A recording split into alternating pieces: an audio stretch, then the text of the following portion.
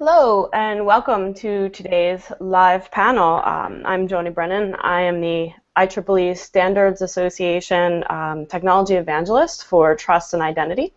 And I'm your host for today for our live panel where we will be discussing, our topic is Internet Governance in a Connected World.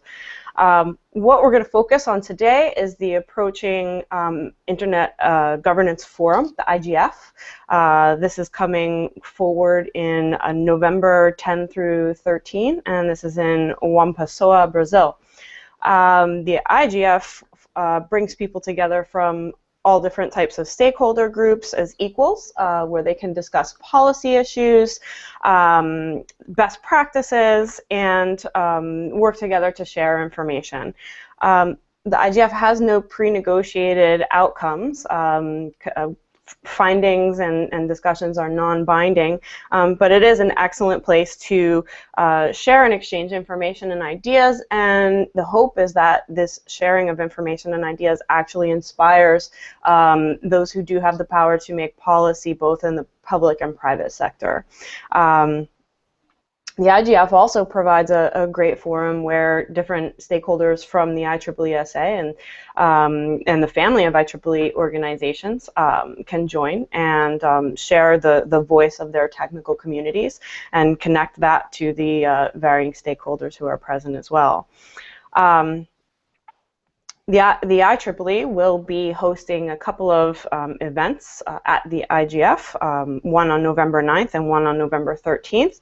You can visit internetinitiative.ieee.org so that you can learn about the event and what's happening if you will be at IGF and would like to find out more. So with that, we have some great panelists today who I will give some more time and they can introduce themselves a bit further as we get started. But we do have Mike Godwin, who's the Director of Innovation Policy and General Counsel at the R Street Institute. We have Nigel Hickson, who's the VP for International Governmental Organizations at ICANN. And we have Karen McCabe, who is the Senior Director of Technology Policy and International Affairs at the IEEE. As we get started, I would like to take a moment to thank the IEEE, who are the hosts for our live panel today. I'd like to thank our panelists for joining us, and for those of you who are watching live. A couple of ground rules that I'll set as we begin our live panel. We have prepared some questions, and we are monitoring the Twitter channel, so if you'd like to tweet us, you should see in my bottom row here, IEEE Net Policy. If you'd like to live tweet us some questions and comments, please feel free to do so. We will try to get them provided that we get to them provided we have time within the live panel. Also, I want to make clear that the panelists today and myself, our discussions are really discussions, just that, and we are not representing any position of the IEEE or the IEEE family of organizations. So these conversations and opinions are expressly of one's own today. So that said, what I'd like to do is ask the first question, and I'm going to ask each of the panelists to please respond to this question, and what I'd like you to do is tell us a little bit about yourself, tell us why IGF is important for you, important for you and for your organization, and tell us if there is anything kind of specifically interesting for this IGF, perhaps around the UN WSIS Plus, or where it's positioned in terms of the series of the landscape of internet governance in general. So I'd like to start with that question with Karen McCabe. Karen, could you tell us a little bit about yourself, why IGF is important, and maybe particularly this round of IGF is important for you? Sure. Big hello to everyone, and thanks for everyone joining us today, wherever you are in the world. As Joni's introduced me, I am Karen McCabe. I work for the IEEE, where I reside primarily in what they call our standards department, where I work on technology policy and international affairs, so we're overwatching and seeing and working across the organization for our global outreach, where we work to connect our technologists and the communities that we have at IEEE with other organizations. In this regard, we're looking very much forward to the Internet Governance Forum and connecting the technologists that we have and the work that we do at IEEE into this venue. It's a very critical environment. It's been was it 10 years now, and why it's so critical as well is it's up for its renewal at the end of the year, and we definitely are looking forward to that. It does provide a tremendous venue in an environment where people from around the globe, as you mentioned, Joni, civil societies, government officials, technologists, to get their voices heard, to address some of the challenges that we have been seeing with internet governance, and all the related issues of privacy and security and civil rights and freedoms. It's the internet, as we all know, has been a tremendous tool, has been a tremendous technology, if you want to look at it from that perspective, that enables so much with economic growth, social implications, and benefit. And to keep that internet open and that flow of information going for innovation and for growth and productivity is just very, very, very important. We feel that way very strongly at the IEEE, especially matching and aligning with our mission, if you will, of advancing technology for the benefit of humanity. And if you look at the internet as a vehicle, if you will, in order to enable that, or enabler of that, it's very, very critical. So this IGF in particular, as it's nearing its 10-year renewal period, it's important for that reason alone. But I think over the last 10 years, we've seen tremendous change and evolution with technology and the issues, and there's a lot to wrap our arms around, and a great amount of people have put a lot of energy and thought into that, and continuing that dialogue is really, really critical, and convening the brightest and the best minds is always a good thing. Thanks so much, Karen. So moving on down the line, and there's no suspense, I'm working in the order of our interface here. So Mike, would you please just tell us and the audience a little bit about yourself, why IGF is important for you, and anything particular about this IGF that's happening in November? Sure. Well, this will be my third Internet Governance Forum, and I have always been drawn back to it. I went to the first one in Indonesia, and my first one in Indonesia, it was maybe the eighth one then, and then I went to the last ones in Istanbul, and it's personally important to me because I think there's really no place else quite like it in terms of bringing together stakeholders from all different sectors who are involved in internet governance or internet policy that may affect governance. So issues like my first IGF, that was the first IGF after the Snowden revelations had really opened up the extent to which many developed countries were doing bulk surveillance and massive surveillance and sharing surveillance information with one another, and that was really a huge set of topic areas. And then the next year, last year, right to be forgotten, the European Union judgments about when citizens of the EU or of EU member nations or maybe other nations could demand from Google and other search engines that some kinds of public information be removed. And this year we do have WSIS plus 10, which for those of us who don't know what WSIS is, and I always have to stop and think about what it is, this process, the Internet Governance Forum itself, is partly a temporary body, but it may go on. I mean, this is something that really largely under the United Nations we've been putting together for a decade now, and there are questions which I think most people will answer yes to, like, should this go on? People will say yes. How long should it go on? What should it be used for? It's important for that reason.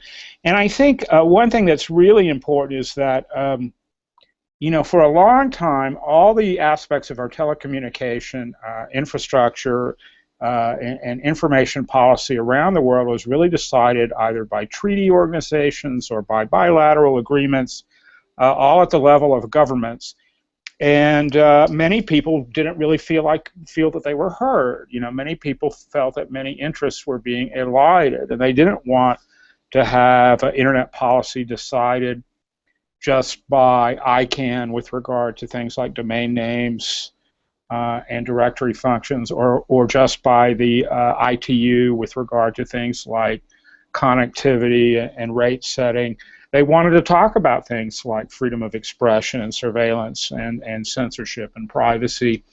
And so if you want to have one meeting in the world where you can bring in people from all around the world to share a lot of perspectives, IGF has been the best place for this to happen. There are a lot of really good events around the world, but this is one of the very best in terms of really bringing a worldwide complicated mix of stakeholders to the table to talk about the full range of issues. Thanks, Mike. You know, I often think about this metaphor of the cathedral and the bazaar, where the cathedral is the you know, very architected way of moving forward, and then the bazaar is more of the, you know, the market of the olden days. And sounds like IGF is a place where all of those kind of come together and meet at the same time. So, you know, it's absolutely like that. It is very much like you know, what Eric Raymond described in the open software world. You know, as the bazaar versus the cathedral, where he thought, you know, he thought proprietary software was very architected, but open source software and the open sort of sharing community is very spontaneously organized, and that in fact is to some extent what is happening at IGF. Many times you meet people at IGF that you wouldn't think would show up, or you wouldn't know why they would be there, and then of course you listen to them and you find out why. You know, maybe they have an issue with privacy, or they have an issue with surveillance, and they want to raise it, and they want to raise it in front of a worldwide audience. Thanks so much. Thanks so much, Mike. So let's hear from Nigel. So Nigel, tell us a little bit about yourself, excuse me, and why IGF is important for you, important for ICANN, and anything particular about this specific IGF event. Thank you very much, Joni, and thanks to the to the IEEE for hosting this. It's great fun to take part in this. It's my first one, so. Yeah, I'm Nigel Hickson. I work in Geneva for ICANN, engaging with governments and international government organizations such as the UN and the ITU and WIPO and a number of other bodies. And I've been with ICANN since 2012, so not that long. So the Internet Governance Forum, I suppose I like your analogy, actually. I like the idea of the marketplace. I like the idea of a place where lots of different players come together to discuss the issues of the day. And in the drawing up of the IGF at the World Summit for the Information Society in 2005, I think those of us that were there were very conscious of the need to have a forum where all players could come together at the same level, if you like, and discuss issues of the day. And at the same level is very important, because at the IGF there's no you know, there's no sort of top hats, there's no it's not governments in the lead, it's not government business in the lead, or civil society, or whatever. Everyone has the same status. We all have to queue up for the same microphone. So I think it's a very important forum in terms of bringing people together to discuss internet governance issues. And this one, of course, we can always say everyone is critical, but this is the 10th, and as you're right, you're absolutely right in what you said, in that the UN will be discussing in the so-called UN General Assembly discussions on the WSIS review. The resolution that they'll be adopting in December will include a passage or include a paragraph on the IGF, and at the moment that paragraph does say that the IGF mandate should be extended for another 5 years, and we fully support that. It would be nice if it was 10, actually, but certainly I think the IGF has proved its merit. In terms of what we hope to see, I mean, ICANN is just part of the internet governance ecosystem. Of course, we just do names and numbers, but what we're hoping to see is a very robust discussion on people's preferences, on their objectives for the WSIS Plus 10 review. There's a major session on that. We're also hoping to have a great discussion on issues like cybersecurity and surveillance and a whole host of other issues, which I'm sure will come to the forefront. So thank you very much. Thanks so much, Nigel. it is, I think it's, for me personally, the most compelling idea is, everyone to be on the same level, and so from that perspective, the discussions, and I have not been to IGF myself, but I would say there must be some very interesting discussions that occur by having all of these people and organizations basically on the same level. Now, that said, I'd like to move forward a little bit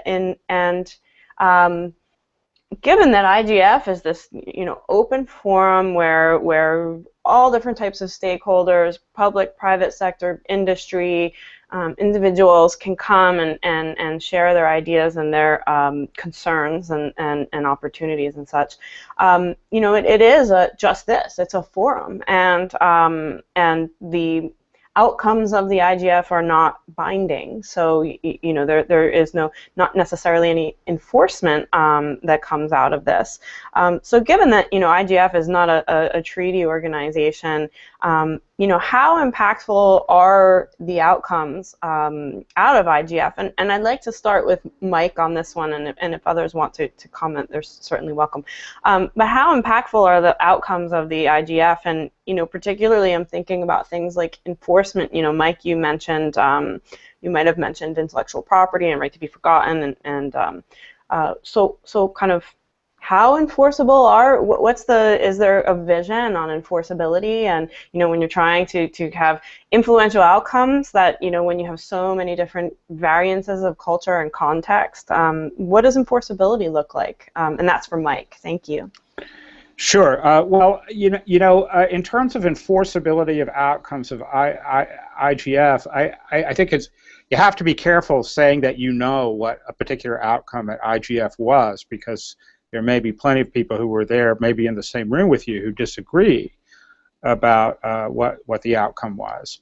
But I do know that how people use IGF, and for example, in 2013, the first IGF after the Snowden revelations, not only were U.S. government representatives held to account in public forums and really essentially asked some pretty tough questions by people around the world regarding privacy practices, but also companies were as well. Google was certainly there, and those of us who are deep in these surveillance issues know that the internet platform providers and email providers don't even have the option, or didn't really until very recently to any degree at all, have the option to disclose the extent to which they had to comply with some kinds of government orders, including intelligence-related surveillance orders. They couldn't even tell you that they'd received the order. That was sort of the norm.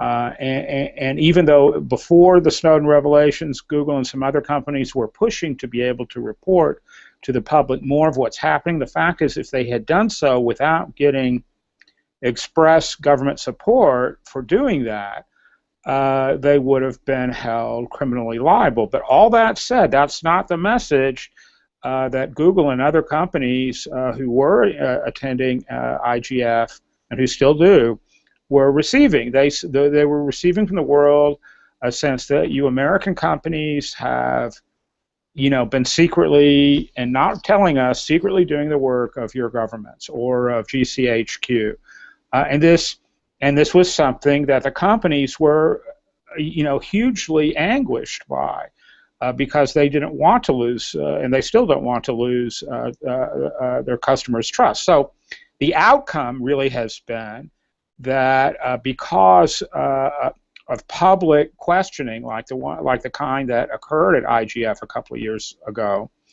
the companies have actually had a stronger hand in pushing back against government demands for surveillance, and in asking and sometimes achieving more approval for disclosure of statistics and other information relating to surveillance orders. These are all positive outcomes, and I expect that pushback to continue, because if you're a company that relies on getting public trust, you're just not going to have public trust if it's generally known that you're really serving the security agencies in your country. And this is not just true of American companies, it's true of companies certainly in the United Kingdom and elsewhere in Europe. A lot of governments compel their companies at home to comply with stuff like this. And this is a debate that needs to be surfaced. And one of the great purposes and outcomes of IGF is that it has provided a forum for these issues to be regularly surfaced. So it's really interesting, you know, and I'm not a lawyer, of course, but your comments, the thing that I really pulled out of them was, you know, it's less of a question of enforceability and perhaps more of a question of accountability, and that is what comes up when you have transparency and visibility into practices, and that in itself actually is an enforcing type of factor, tangentially. Excellent. So do we have other panelists who wanted to comment on this question around enforceability? Just to add to what Mike was saying, you know, as we beautifully have noted that, you know, this is not sort of a decision-making, you know, body, but, you know, I think the environment where all stakeholders can come together and hopefully openly talk.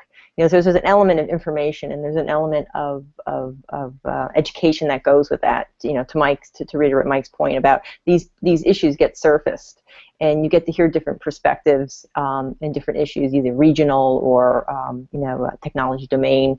You know, that list can go on. And you know, from an enforceability perspective, you know, whether that, you know, how that gets played out, but you know, being informed and being able to take that information and bring it into environments where decisions will be made, where policy might be made, is so critical. So the more people are educated and can be open about sharing that level of concern or set of issues or circumstances, I think is really, you know, where the value of IGF comes in and how that information then gets carried into other environments. Yeah, and one great way to learn about your own experience and reflect on it is to see the experience of others, which might be totally different than yours, and that's a big, powerful impact for IGF. Nigel, anything that you would like to add in this space? Yes, thank you very much. Just briefly, I mean, this I find a fascinating debate. I mean, when the IGF was set up, clearly it was specifically set up as a discussion forum, and therefore the outputs of the IGF, if you like, could be sort of taken in some way, parceled up, and given to other policy bodies to play with, to enact, or whatever. But through the years, there's been a bit of a trend. People have said, well, you know, because the discussions are so good, can't we sort of reach a few conclusions, or can't we at least have some recommendations or some outputs or whatever? And this IGF is going to be very interesting in that in that field, because there's been an awful lot of intercessional work that's gone on since Istanbul. There's been best practice forums, there's been dynamic coalitions on things like net neutrality, and there's been a big exercise on connecting the next billion. And this work is going to be presented at the IGF in some of the main sessions, and there will be some recommendations, there will be some sort of draft guidance, conclusions, or whatever. Nothing, not law or detailed policy, but just a feeling of, you know, we think that this could be the way forward, and that will be debated. And if it's successful, no doubt that will happen again. So I think there will be a trend towards some more specific outcomes. But at the same time, what's very important, as Mike said, is the accountability and the debate, and the fact that people are there to answer questions and enter into the dialogue. Thank you. Yeah, absolutely, and they all link together between transparency, which leads into a level of accountability, and education, which Karen touched on, and then, you know, Nigel, all the work that's been done in between and the momentum that's been kept up. So, you know, it's very critical event from that perspective, and I was thankful to be kindly reminded, I think by Mike as well, that, you know, and I think also Karen and Nigel, that you know, maybe as humans sometimes we want to have an outcome, you know, this happened, but with such a diverse crowd, that's not necessarily, it's more of the point is what happens while you're there, and the learning and the transparency and the sharing, and then what happens after those are the real outcomes, how people and organizations go home and put that education and transparency into action. So thank you so much, Nigel. So I'd like to think a little bit more on, Nigel, you touched on some topics around, connecting the next billion. I wanted to hear a bit from let's stay with you, Nigel. I wanted to hear a little bit from you about how will the happenings, we'll replace outcomes with happenings. How will the happenings of IGF really kind of help to drive or affect bringing this broad section of humanity to internet access in developing countries? You mentioned some studies that have gone on and have intersessionally. Do you have any thoughts and potentially areas to watch where these works might affect bringing in that next billion of internet users? That's a fantastic question. Yeah, no, I think very briefly on this. I mean this IGF again is coming at a very interesting time, because in New York last month we had the Sustainable Development Goals Conference, where the UN adopted the Sustainable Development Agenda for 2030, and that in itself had 17 goals in terms of poverty reduction, in terms of health, in terms of education, etc. And in many of those goals you can track where ICT can play a role in terms of sort of implementing some of those goals. And I think there'll be a lot of discussion in Brazil about how we can use ICTs, we can use technology, we can use the internet for mankind, for the betterment of this of this planet, so to speak. I know that sounds rather sort of global, but we can get down to the specifics. We can look how we can use ICTs to implement some of these sustainable development goals, and I think connecting the next billion is all about that. When sometimes I talk to people, especially from the developing world, and we say, we're here to talk about internet governance, and they say, well, actually, it's no good talking about internet governance if we haven't got the internet. And I think that really brings it back that we've got a lot of work to do still. Thank you very much. Yes, I can relate to that. I've seen that happen with something like identity management, where you talk about privacy, and then you have whole sections that have no digital identity, and they're on a different side of the discussion than I'm quite used to. So yeah, it's very interesting how you have those two sides. And I promise that I did not walk you into saying technology for the benefit of humanity, which is pretty central to the IEEE mission. That was not intended. But Karen, I wonder, do you have any thoughts on again, this connecting of humanity and perspectives from net neutrality, perhaps? From the connecting humanity, for sure. Just to carry on from Nigel's statements, there is a tremendous advocacy, if you will, for the use of ICTs. If you look at the internet and ICT, it's really from an enabler perspective. Without that technology, without those vehicles and those tools, we won't be able to realize tremendous things that can really benefit the world. If you look at e-health, people who have maybe rare diseases, and they have a way of connecting with each other and learning different types of methods or techniques and of sharing information, and just a sense of community. When you look at those type of issues of environmental concerns and whatnot, how the internet itself, and as it evolves over the next next decade, if you will, or beyond, what form that will take, we're sure it will change. Technology will change, but the premise of that openness of it, and as an enabler to share information, is very, very central, I think, to solving and addressing a lot of the issues in alignment with the Sustainable Development Goals and what we're trying to accomplish with ICT. From a net neutrality perspective, that's a greatly debated issue. There's many sides to that debate. One can see the argument for having channels that are open for critical information. And then also the ability to for people to have access and fast and quick access. But then also there's associated business models, industry play in that as well. So, I think a lot more to discuss on that, and hopefully during the IGF we'll hear a little bit more and hopefully move in a direction where we can have some level of consensus on net neutrality. Thank you so much, Karen. Mike, I wonder if you have anything to add. Well, I think these two topics are really related. The development topic and the net neutrality topic are really related, although sometimes they're talked about in ways that maybe people feel that they're in conflict. But let me tell you how I think about it. First of all, whenever I hear, how are we going to get the next billion people online, I just think, why are we aiming so low? There's a whole lot that has to be done to really harness the energy and experience of the rest of the world. And of course, a billion is only a start. And of course, the next billion will be the easiest billion of the next 4 billion. So all of that sort of in front of us. So I think about how do we get the next 4 billion online, because why not? Once we're talking in billions, I don't really care how many numbers we're talking about.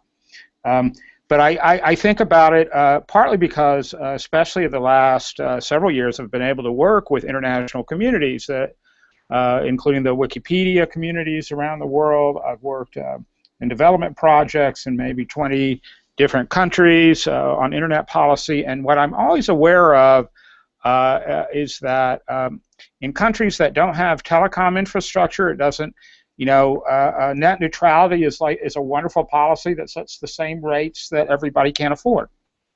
And what good is that? The fact that all the rates are fairly set, but they take 50% of your annual income if you're going to pay for them, is not really helpful.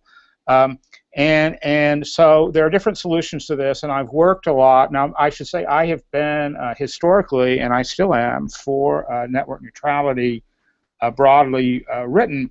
But at the same time, I think that zero rating projects like Facebook's Free Basics and Wikipedia Zero — I was general counsel of Wikimedia Foundation for a long time — are things that are really essential to give people in developing communities the kind of access and incentives to really experiment with full engagement with the internet. Voice telephony is great and it's really essential, but to be able to learn in a hurry how to do agriculture better, or to be able to organize the distribution of scarce resources in a developing country, these are all things that actually can be mediated by internet access. But how do you get there? If it's through mobile platforms, which is almost going to always be the case in a developing country, then the question is, how do you do it in a way that people can afford? You have to figure out how to create those markets before you can rely on network neutrality to make sure that everybody plays fair within those markets. And so I think that zero rating is one of the few alternatives that people are suggesting that actually get a bunch of people online in a hurry and help persuade people that being online and working with one another on these internet mobile-based internet platforms is going to be of personal benefit to them and to their families and their communities and to their nations. So net neutrality, I think, is an important concept. But I'll note that in the United States here, where we just had the Federal Communications Commission come out with a report and order, very long documents, the great American novel of FCC reports. But it was very careful not to make a categorical judgment that zero-rated services like Internet.org or Wikipedia Zero were necessarily anti-competitive or pro-competitive. They said they needed to be watched, which I thought was fine. But I think that they need to be explored because we really want to get the next 4 billion people online as fast as we possibly can. So, Mike, I'm going to ask you 2 more questions, and I think they're, hopefully they're going to be easy for you. The first one is, if you could bend your camera down a little bit, we could get a much better shot of your face. Excellent, excellent. The second one is, when you start talking about, bringing the next 4 billion on and the benefit that can bring, I mean, is this critical for freedom of speech as well? I mean, is this a critical component for enabling maybe an underrepresented community? I mean, on the one hand, I think about privacy and some of the considerations there, but if we're bringing in, are we kind of missing areas of freedom of speech and missing these voices? I mean, any thoughts on how it affects? Yeah, I'll just say very quickly, of course we're missing their voices. Of course the people who are not heard need to be heard. Everybody who gets access to the internet as a medium, I think, has to spend some time sort of culturally absorbing it, and that maybe takes a generation or more. But and people will be unhappy that other people have different kinds of morality or different religions, and they express them online, and there'll be talk about how to control that or what privacy means, and those discussions all need to happen. But the nature of so many problems that humanity as a species and the world as an environment so many of those problems are global in scope and require a global thinking. We need the whole globe to be thinking about them, and the way to do that is to get them online. So I'm going to ask you one more question for you, Mike, and then we'll move on. You know, we've all seen the recent EC Court of Justice ruling around safe harbor. You know, given with our discussion around enforceability and accountability and transparency and all of those concepts, you know, I mean, we could also insert right to be forgotten into this space as well, although safe harbor is a, you know, much more complex animal. You know, what do we think about, what are your thoughts or predictions around, you know, kind of what happens next regarding safe harbor? Well, I have, well, regarding safe harbor and right to be forgotten, and let me take them in the opposite order because I think easier to more complex. With regard to right to be forgotten, I think one of the things that has to be considered pretty deeply is that this is not a privacy-related standard. It's not about keeping private stuff from going public. It's about stuff that's already public being suppressed or being, and by search engines whose job is normally to do the opposite, is normally to make information available, but to try and have a standard where somehow you can go as either as a private individual and make your government suppress information on a content basis is not really how the internet was initially designed. And it's not, as a policy matter, a good idea to write solutions that broadly and to leave their execution up to private companies. Now, with regard to, you know, with regard to treating of private data, you know, between the EU and North America, I think that.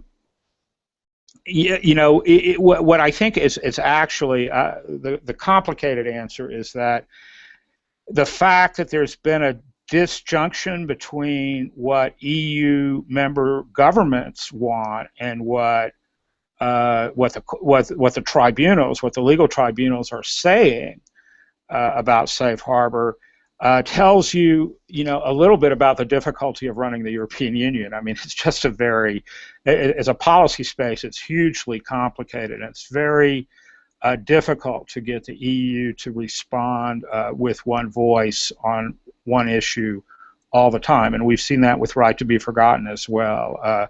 You know, the recent French privacy regulators' announcement about proactively compelling Google to suppress information wherever Google exists seems a little more expansive even than the right to be forgotten decision coming originally from Spain. So these are all things that have to be worked out, but we can't just ignore them. This is we're not in a world now where the United States gets to say, you know, if we don't like your laws, we'll just continue being the United States. The fact is we have a global economy now. There is no doubt that the European Union will pass a new privacy directive very soon that will be very much shaped by the previous one and by these court decisions. And so we have to figure out what that looks like and how we in the United States and how other countries and companies in the developed world are going to respond to that. Because you're not going to always get consistent opinions from the courts and from different governments. Yeah, thank you so much. Yeah, I often find myself thinking about, what's the best way to really connect these areas of expertise. You mentioned that, search engines were made to find things, and so how do the varying communities connect and kind of help inform each other? And I think that's probably, back to a big key of IGF, right? And that education, what the technologies are capable of, and where the policy actually is even capable of having an effect versus not so much. So we did talk a little bit earlier on, and about this IGF in terms of context for WSIS plus 10 and governance in context of that organization. I wonder, Nigel, do you have any additional thoughts there that you'd like to share in terms of that context with us? Yes, thank you very much. Just briefly, I think the timing of the IGF being just 2 or 3 weeks before the UN General Assembly session in New York is important, and equally important is that the so-called co-facilitators, these are the ambassadors from Latvia and the United Arab Emirates, that are coordinating the process in New York. They are going to be in Brazil for the session on the Tuesday morning on the WSIS. They'll be there for day 0 as well, but they'll be there for the WSIS session. And the WSIS session is going to be a very interactive session. It's going to essentially take views from hopefully the all the people that are there at the IGF. And what we hope this will do is show the co-facilitators the diverse range of opinions that comes out of the IGF, show the value of the IGF as a multi-stakeholder body, and also give a very important input into this debate on the WSIS plus 10 review, because the actual negotiations in New York are of course between governments, whereas a lot of the preparatory stage has been with all stakeholders. So we think it's important to, if you like, give this another opportunity for all stakeholders to say, whether they want paragraphs on cybersecurity, whether they want paragraphs on privacy, what are the important things for the next 10 years of the WSIS process. Thank you very much. Thank you, Nigel. So I'm going to cheat a little bit, and I've asked one of you this question before directly. I'm going to ask again, though. And the hint is, I think I asked you this, Mike, last year at South by Southwest, but I'm going to ask each of you. It is such a complex challenge, internet governance, connecting technology and policy. Do you guys have some just general strategic thoughts on what are some of the qualities, what are some of the ways that either you personally or your organization is trying to help address those types of gaps where they exist in order to move forward, whatever your agenda may be? How do we address this? How are you addressing, or your organization addressing, this gap between technology and policy, so that they can both kind of grab the best from each other? And I think we've heard hints of this today, but I wanted to take a moment just to ask that directly. Karen? Sure. It is a very complex ecosystem, to say the least, and the issues sometimes can seem almost insurmountable. But that's why we need to keep talking about them, and how the issues of today and the discussions of today are going to impact the future of the internet and what the future of internet governance would be or will be. Time will tell for sure. But again, approaching it from the best informed position that we can is probably the best approach that we can take at this point. Also, when we talk about a lot of these issues, there's a technological underpinning, if you will, to all of this. So I think it's very important that there's education and insight coming in from technologists who are, creating this technology or have created this technology or technologies to come. But also, when you think about it from future technologies, no one has the crystal ball. 10 years ago, we couldn't have imagined what we have at our fingertips today, to say the least. And what the next 10 or 20 years will bring will be seen. But there are people out there who do keep their hand on the pulse of technology and the future of technology. So I think actually having that element into some of the discussions as well would be very, very helpful. You know, and like I said, not saying that we have the crystal ball or predict this is what's going to be happening in the next 10 years with technology, but I think it's a sort of a combination of bringing that realistic viewpoint of technology, what it enables, what maybe some limitations may be, with also this concept of the future of technology, of emerging technology, and the impact in this space as well. You know, from the IEEE's perspective, we have what we call an initiative on the internet, and its focus is really about connecting the technology expertise that we have under our umbrella. You know, just a little plug for the IEEE. It's a large organization that we have 40 plus technical societies. So when you talk about the internet and these issues, if you kind of equate the IEEE societies to a lot of technical domains or industries, there's a tremendous wealth of knowledge that sort of sits in the organization, and we're working to connect that knowledge that we have from our technical communities into the policy spaces, so that that technical knowledge can be shared and can be utilized in an effective way. Yes, and I can imagine that the IEEE societies are probably a bit of a mosaic themselves. You know, they all have their own culture and their own kind of views on these types of issues. So it's what's that saying about turtles all the way down, I think. Mike, can we hear a little bit from you about you know, your personal or your organizational kind of strategy or action plan to try to take effect on some of these gaps?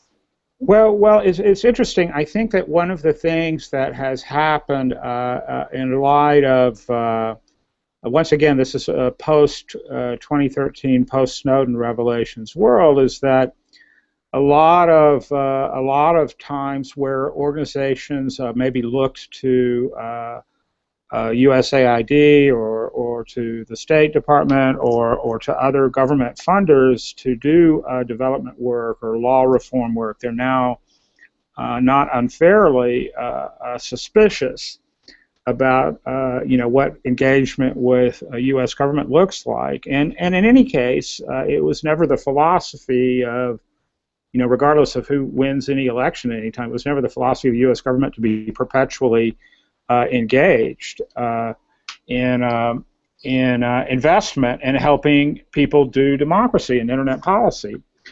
So what I have been working on specifically is to try to find structures and ways for private companies and foundations to do the kind of work that both informs democratic policy making regarding the internet and developing countries, and also you know, leads to their investment, and also, but ultimately leads you know, assists or facilitates local NGOs and other stakeholders to build their own policy frameworks. And there are a lot of pieces that you have to put in place for that. In some countries like Myanmar, maybe you have to focus first on just building cell towers, mobile phone towers out into the countryside, because 70% of the population is there and they don't have any way to connect even by voice. And you have to figure out how to reach them, and then you have to figure out if you can get 3G or something better out there. And these are all the, you know, but you have to put all the pieces in place. But in order to do that, you have to persuade people to invest, and in order to do that, you have to have the government be open to investment. So these are all pieces that you end up having to put together. And so I've been working a lot on that. But I also would add that why I think internet policy is so central to things like the Sustainable Development Goals is that, you know, historically, the development community has regarded internet access and even telephony as kind of the icing on the cake. When you've solved agriculture and healthcare, then you get to do internet. But what I think we now believe in 2015, if we've been following how the world's been developing, is that when you get people online and talking to one another, they start sharing information spontaneously, and they start finding ways to use the medium that maybe you did not anticipate. And that's really exciting to help with, but we have to find ways to get them there, and it's not always about getting one government or another to be the sponsor, but ultimately to helping each country and its stakeholders and its citizens put those frameworks in place themselves. Thank you, Mike. Nigel, your personal or organizational thoughts on strategy for closing and addressing these types of technology policy, internet policy gaps? Yes, thank you. Yeah, I mean, I think it's as others have said, it's one of the sort of key challenges I think we have. I mean, ICANN works in the area of sort of technical policy. We work on sort of coordination of domain names and numbers, and I think to many people it's alphabet soup, as they say. I mean, there's so many acronyms, there's so many. The terminology is quite dense, and when you turn up to an ICANN meeting for the first time, and this is where the whole ICANN community comes together, I mean, it is very difficult to find a way forward. And I think what ICANN have been trying to do through our sort of communications initiatives is to really sort of reach out to the community and put what we do in graphical form. We've created videos, we've created all sorts of communication materials, which I think makes it a bit clearer what we do. But also in terms of that, I like to think that what we're doing better now than perhaps we did in the past is to explain where ICANN fits into the global internet governance ecosystem. I mean, it's no good any organization just saying, we do standards, we do numbers, that's all we do. We don't care about cybersecurity, we don't care about privacy. All we do is names or numbers or this, and if we do it well, no one will criticize us. We're all in this global system together. It doesn't mean to say we have to trample on each other's feet, but we have to take an interest in what we're all doing. Otherwise, we just work in silos. And I think I think the internet community is much better at that than it was. Thank you. Thank you so much, Nigel. We're approaching the end here, and I mean, I love the concept that you raised as well. Sometimes you need to be focused to succeed in your mission, but at the same time, this whole panel is about the connectedness of these issues. So, I'm going to take one last question, and this is from Twitter, and I'm going to ask everyone to be concise so that you can each get in, let's say, a sentence or two on this last question that we did get, which is, regarding IGF as a useful platform,